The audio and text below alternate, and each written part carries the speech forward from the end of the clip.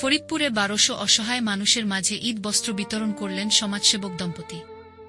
Report করেছেন ফরিদপুর থেকে টিটুল মোল্লা।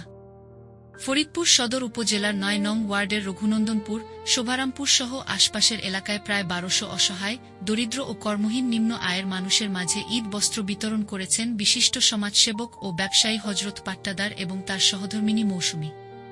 শুক্রবার ২০ মার্চ রঘুনন্দনপুরে নিজ বাসভবনে আয়োজিত এই কর্মসূচিতে শাড়ি, লুঙ্গি, পাঞ্জাবি ও গেঞ্জি বিতরণ করা হয়। এ সময় শত শত নারী পুরুষ উপস্থিত হয়ে এই সহায়তা গ্রহণ করেন। জানা যায়, প্রতিবছরের মতো এবারও কোনো নির্দিষ্ট এলাকা নির্ধারণ না করে যে কেউ সাহায্যের জন্য এলে তাদের সামর্থ্য অনুযায়ী সহায়তা প্রদান করেন এই দম্পতি।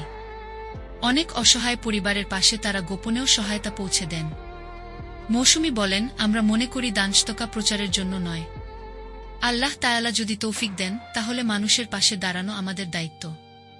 অসহায় মানুষের মুখে হাসি ফুটাতে পারলেই আমরা তৃপ্তি পাই।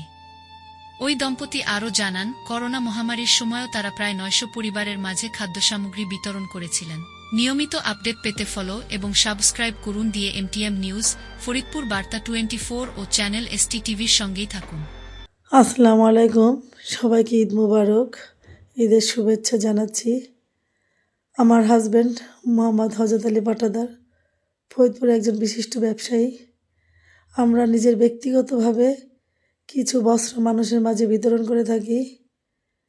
আপনারা সবাই দোয়া করবেন আমরা যেন কিছু অসহায় দস্ত গরিব লোকের পাশে এভাবে সারা জীবন খেজমত করে যেতে পারি। আসসালামু আলাইকুম।